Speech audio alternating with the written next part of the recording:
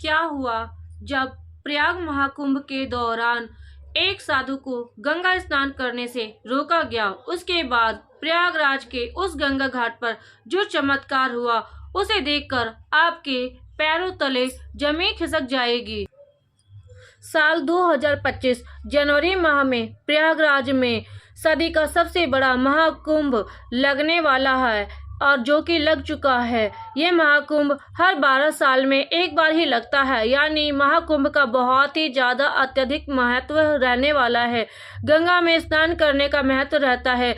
इसी वजह से देश और दुनिया के कई लोग प्रयागराज के इस महाकुंभ में पहुंचने वाले हैं। लेकिन अभी हाल में ही जो घटना सबके सामने निकल कर आ रही है उसने सभी के होश उड़ा दिए हैं, जहां पर एक साधु महाराज को गंगा नदी में स्नान करने से रोक दिया गया, क्योंकि महाकुंभ साधुओं के बिना अधूरा है, क्योंकि यह साधु संतों के आगमन और स्नान से ही संपूर्ण माना जाता है। देश भर में साधु महाकुंभ शुरू होने से कई दिन पहले ही महाकुंभ में प्रयागराज में पहुंच जाते हैं। इस घटना की शुरुआत होती है मध्य प्रदेश के महेश्वर में रहने वाले राधानंद जी महाराज से। राधानंद जी महाराज रोजाना सुबह 4 बजे उठकर ठंडे पानी से स्नान किया करते थे और भिक्षा प्राप्त करने के लिए निकल जाते थे। उन्होंने अपने जीवन काल में सांसारिक सुख का त्याग करके कई तपस्याएं की और कई सिद्धियां भी हासिल की है। वे महेश्वर के घाट पर ही निवास करते थे। जब उन्हें प्रयागराज महाकुंभ लगने की खबर मिली तो वे महाकुंभ में जाने के लिए बहुत उत्साहित थे। तकरीबन 1 महीने पहले ही महाकुंभ में पहुंचना चाहते थे, क्योंकि वे वहीं पर 2 से 3 महीने बिताना चाहते थे। उनका ऐसा कहना था कि महाकुंभ वह पवित्र समय होता है जहां पर देवी देवता स्वयं उस स्थान पर मौजूद होती हैं। वहां पर तप करना, साधना करना, भगवान का ध्यान करना बहुत ही ज्यादा फलदायी होता है। अगले दिन सुबह राधानंद जी महाराज जब प्रयागराज पहुंचे तो सुबह के 3:30 बज रहे थे। सुबह 4 बजे उनका स्नान करने का दैनिक नियम था। उन्होंने सोचा क्यों ना आज गंगा नदी के पवित्र जल से ही स्नान किया जाए। और जैसे ही वो स्नान करने जा रहे थे गंगा नदी पर, तो वहां पर साफ सफाई का काम चल रहा था। राधानंद जी महाराज को यह देखकर बहुत खुशी हुई।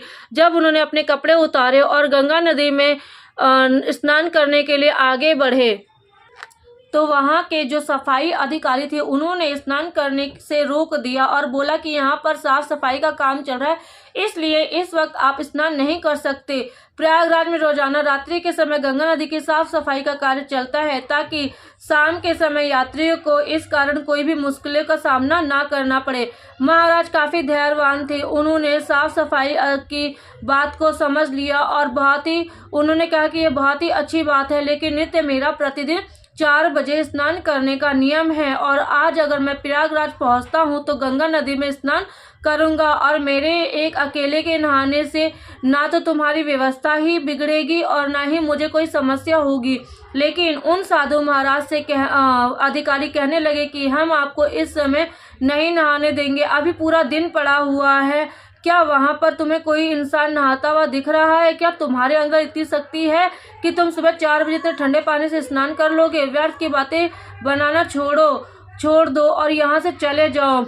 अभी तक राधानंद जी उस अधिकारी के शब्दों को सुनकर अचानक उन्हें बहुत ही तेज से बुरा लगा और उन्होंने कहा कि यह तो साक्षात भगवान शंकर की जटाओं से निकलती है। इसके अंदर सभी को अपने पाप धोने का अधिकार है, उसके लिए कोई निश्चित समय नहीं होता। लेकिन उस समय राधानंद जी महाराज ने उस अधिकारी को कुछ नहीं कहा और सामने घाट पर ध्यान अवस्था में बैठ गए। सबको लग रहा था कि वे साधु महाराज मान गए हैं और पीछे हट गए हैं।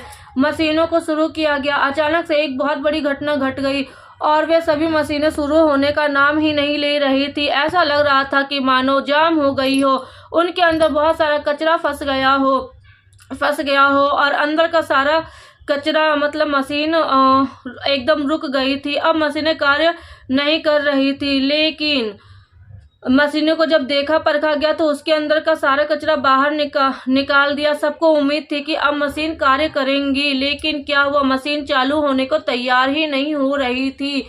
अधिकारी बहुत हैरान थे कि किसी को समझ में नहीं आ रहा था कि ये क्या हुआ, मशीन को अचानक से क्या हुआ और ये मशीन चालू क्यों नहीं हो रही है। उन्होंने मैकेनिक इंजीनियरों की टीम को बुलाया मशीन को देखने के लिए। सभी मैकेनिकों ने मशीन को अच्छी तरीके से देखा, बट उसमें उनको कुछ समझ में नहीं आया क्योंकि मशीन एकदम ठीक थी। राधानंद जी महाराज अभी भी उस घाट पर ध्यान अवस्था में बैठे हुए थे। गंगा नदी की साफ सफाई का कार्य उस दिन रुका हुआ था।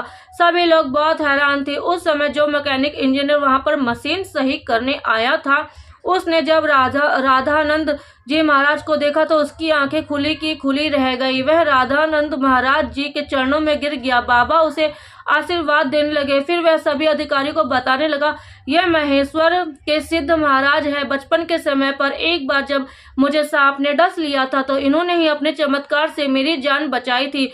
उस अधिकारी को अपनी गलती का एहसास हुआ। वह समझ चुका था यह अपने दैनिक नियम के अनुसार 4 बजे गंगा स्नान करना चाहते थे, तो मुझे इन्हें रोकने का अधिकार नहीं था। मैंने जो इनका अपमान किया है, इन्हें भला बुरा कहा है, ये सब उसी का फल है। गंगा नदी में स्नान करने से रोक दिया है, उसी के परिणाम स्वरूप मशीनों में खराबी से भुगत रहे हैं। अब यही समस्या का समाधान कर सकते हैं। हमें इनसे माफी मांगनी पड़ेगी। सभी अधिकारी मिलकर राधानंद जी महाराज जी के पास जाते हैं और उनसे हाथ जोड़कर विनती करते हैं और बोलते हैं कि हमें अंदाजा नहीं था कि आप एक दिव्य संत हैं। हमने बहुत ही बड़ी भूल की है कि जो हमने आपको स्नान करने से मना किया है। अभी भी वह बहुत विनम्र थे। उन्होंने अधिकारियों से कहा कि ये जरूरी नहीं कि कोई संत चमत्कारिक होके हो तभी ही उसे गंगा नदी में स्नान करने की अनुमति दी जाए। अधिकार सबको है। अधिकारियों ने उनसे हाथ जोड़कर कहा, आप गंगा नदी में स्नान कर सकते हैं। हम आपसे बहुत माफी चाहते हैं। राधानंद जी महाराज समझ चुके थे कि सभी अधिकारियों को उनकी गलती का एहसास हो चुका है। उनका अभिमान दूर हो गया है। उन्होंने विनम्रता पूर्वक उन अधिकारियों से कहा कि अभी समय कहाँ बीता जा रहा है, अपनी घड़ी में समय तो देखो, आखिर क्या बजे हैं। सब अधिकारियों ने अपने घड़ी में समय देखा तो उनके रोंगटे खड़े हो गए क्योंकि उस समय सुबह के 4 बज रहे थे। किसी भी अधिकारी को यह समझ नहीं आ रहा था कि इतना बड़ा चमत्कार कैसे हुआ। आखिर राधानंद जी महाराज जी ने अपने बड़ा चमत्कार दिखाकर सभी अधिकारी उनके चरणों में गिर गए और बाबा जी की जयकार करने लगे। इस चमत्कारी घटना के बाद सब लोग उन्हें मान गए और उनके दास बन गए, जिसके बाद वे सुबह 4 बजे अपने नित्य कर्म के अनुसार गंगा नदी में स्नान करने के लिए पहुंचे। और इधर मशीनों का काम भी शुरू हो गया और सारी मशीनें एक साथ शुरू हो चुकी थी, जिससे ये प्रमाणित हो गया कि मशीनें केवल रामानंद जी महाराज जी के इशारे का इंतजार कर रही थी। जैसे ही उन्होंने अधिकारियों का अभिमान चूर किया और गंगा नदी में स्नान किया, वैसे ही फिर से मशीनें चल पड़ी। ये बहुत बड़ा चमत्कार था जो हाल में ही प्रयागराज के महाकुंभ में हुआ है। वास्तव में दोस्तों, ये भूमि साधु संतों की भूमि है। प्रयागराज की भूमि साधु संतों की ना तो अपमान सह सकती है और ना ही वहां पर किसी साधु संत का अपमान करना चाहिए, और ना ही इस देश का हर संत देश के लिए कुछ न कुछ करता है और भक्तों को अध्यात्म के मार्ग से जोड़ता है। हमें कभी भी उनका अपमान नहीं करना चाहिए और ना ही कभी उन्हें छोटा समझना चाहिए। इस पूरी घटना को लेकर आपके क्या विचार है, हमें नीचे कमेंट बॉक्स में जरूर लिखकर बताएं।